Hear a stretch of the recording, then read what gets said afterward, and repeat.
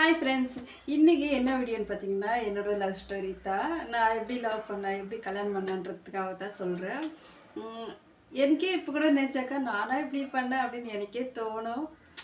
நிறைய த்ரில்லிங்காக இருக்குது. அதனால் இது ஸ்டோரியாக சொல்லாமேன்ட்டு ஸ்டெப் பை ஸ்டெப்பாக சொல்கிறேன். கேளுங்க, தயவு செஞ்சு இந்த வீடியோக்காவது சப்போர்ட் பண்ணுங்கள். என்னன்னாக்கா ஃபஸ்ட்டு வந்துட்டு டிக்டாக் இருக்குல்ல, அப்போ வந்துட்டு டிக்டாக்ல நான் வீடியோ போடுவேன். அப்போ ஓரளவுக்கு நான் அப்போ நினச்சிருந்தா நான் ஓரளவுக்கு ரீச் ஆகியிருந்திருப்பேன். ஏன்னா அப்போ வந்துட்டு அந்த இன்ட்ரெஸ்ட்டே இல்லை. விளையாட்டுத்தனமாக எப்படின்னாக்கா மற்றவங்க டிக்டாக் பண்ணுறாங்களே அந்த ஆசைக்கு தான் நான் டிக்டாக்கே போட்டுட்டு இருந்தேன் வீடியோவை. அது வந்து டிக்டாக் ரீல்ஸ்னாவே ரொம்ப பிடிக்கும் அப்போல்லாம் வந்துட்டு. ஏன்னா மற்றவங்களாம் போடும்போது நம்மளுக்கும் போடணும்னு தோணும்ல, அப்படி தான், வேறு எதுவும் இல்லை. ஸோ அப்படி போட்டுகிட்டே இருக்கும்போது ஒரு 6 மாதம் நல்லா வீடியோ போட்டுகிட்டு இருந்தேன். அதில் வந்துட்டு நிறைய பேர் மெசேஜ் பண்ணுவாங்க, சரிங்களா, உங்கள்கிட்ட பேசணும் ஹாய் அப்படி இப்படின்ட்டு. ஆனால் யாரும் தப்பாக யாருமே எனக்கு கமெண்ட் பண்ணதே இல்லை. என் வீட்டுக்காரும் அதே மாதிரி தான் ஹாயின்னு தான் போட்டார். ஃபஸ்ட்டில் போட்டது ஹாயின்னு தான் போட்டார். ஆனால் யாருக்குமே ரிப்ளை பண்ணல. அவருக்கு மட்டும்தான் ஃபர்ஸ்ட் டைம் ரிப்ளைவே பண்ணோம். அப்படியே மெசேஜில் பேச ஆரம்பித்தோம், சரிங்களா. திடீர்னு கொஞ்ச நாள் கேப் ஆகிடுச்சு. அவங்க ஃபோன் வந்துட்டு எங்கே கீழே விழுந்தேன்னு உடஞ்சிச்சின்னு சொன்னாங்க. அதுக்கப்புறம் உடஞ்சிச்சு, ரிப்பேரிங் போயிடுச்சு அப்படின்னாங்க. ஒரு 4-5 மாதம் கேப் ஆகிடுச்சு. அதுக்கப்புறம் பேசவே இல்லை. நான் வந்துட்டு நர்சிங்கு முடிச்சிருக்கேன். ஹோம் நர்ஸாக தான் ஒர்க்குக்கு போயிட்டு இருந்தேன் பெங்களூரில்.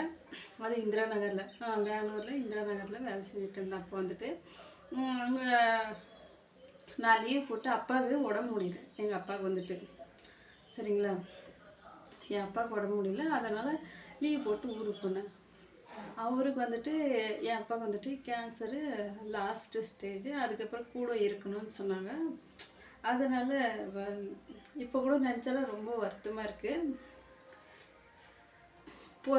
லீவ் போட்டு அங்கே தான் போகணும் வீட்டுக்கு. போயிட்டு அப்பாவை ஒரு 4 மாதம் அவர் கூட இருந்து அவரை நல்லபடியாக பார்த்துட்டு அவர் கடைசி நேரம் வரைக்கும் நான் கூட தான் இருந்தேன். அதுக்கப்புறம்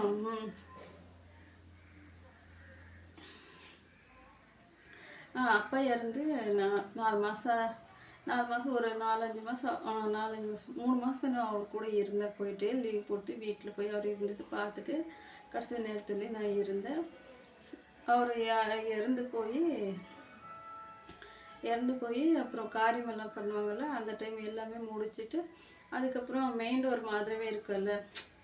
இப்போ நம்ம கூட ஒருத்தர் இருக்காங்க, அவங்க திடீர்னு நம்ம கூட இல்லை, மறுபடியும் வர முடியாத இடத்துக்கு போயிருக்காங்க அப்படின்னாக்கா நம்மளோட மைண்ட் எப்படி இருக்கும், சரிங்களா. அப்படி தான் என்னோடய மைண்டு இருந்துச்சு. அதுக்கப்புறம் அப்படியே யோசிச்சுட்டு சரி இப்படியே இருந்தால் வேலைக்கு ஆகாதுன்ட்டு மறுபடியும் அப்பா அது எல்லாமே முடிச்சுட்டு அதுக்கப்புறம் வந்துட்டு மறுபடியும் வேலைக்கு தான் நான் ஜாயின் பண்ணேன். வேலைக்கு ஜாயின் பண்ணால் மறுபடியும் நான் வந்துட்டு அது எப்படி காண்டாக்ட் பண்ணணுன்னே தெரியல. மறுபடியும் வந்துட்டு நான் அப்பயே ரீல்ஸ் போட்டுட்டு தான் இருக்கேன். அப்போ வந்துட்டு திடீர்னு ஒரு மெசேஜ் வருது வேறு நம்பர்லேருந்து. அவர் மெசேஜ் பண்ணது பார்த்தாக்கா அதுக்கப்புறம் ரிப்ளை பண்ணி மெசேஜ் அவர் மறுபடியும் ஃபோன் நம்பர் கொடுத்தாரு. இது தான் அந்த நம்பரே கொடுத்தாரு. ஏன்னா இது என்கிட்ட வந்துட்டு ஃபோன் வந்துட்டு நாங்கள் மாற்றிக்கிட்டோம். அதனால் அவர் ஃபோன் நம்பர் எனக்கு கிடைக்கல. சரி, நான் ஃபோன் பண்ணுறதுக்கு ஃபோன் நம்பர் இல்லையே, சரி விட அவங்களாம் பண்ணட்டும் அப்படின்ட்டு நான் எதார்த்தமாக விட்டேன். அதுக்கப்புறம் ரீல்ஸ் வந்து மறுபடியும் மெசேஜ் பண்ணார், ஃபோன் எதுக்கு பண்ணல அப்படின்ட்டு. நான் இப்படி தான் மொபைல் மாற்றிக்கிட்டேன். சிம்மோடு நான் மொபைல் மாற்றிருந்தேன் எங்கள் மாமாவுக்கு. சரி, அதனால் அவ்வளோ கவனிக்கல.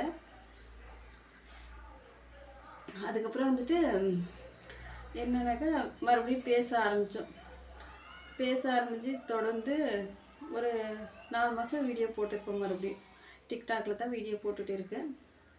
அதுக்கப்புறம் அது வெளியுமே அவர் வந்துட்டு என்ன நேரில் பார்க்கணுன்னு சொல்லலை. நான் வந்துட்டு அவரையும் பார்க்கல, வெறும் ஃபோனில் தான் ஃபோன் மட்டும்தான். இன்றைக்கான ஸ்டோரி இவ்வளோ தான்.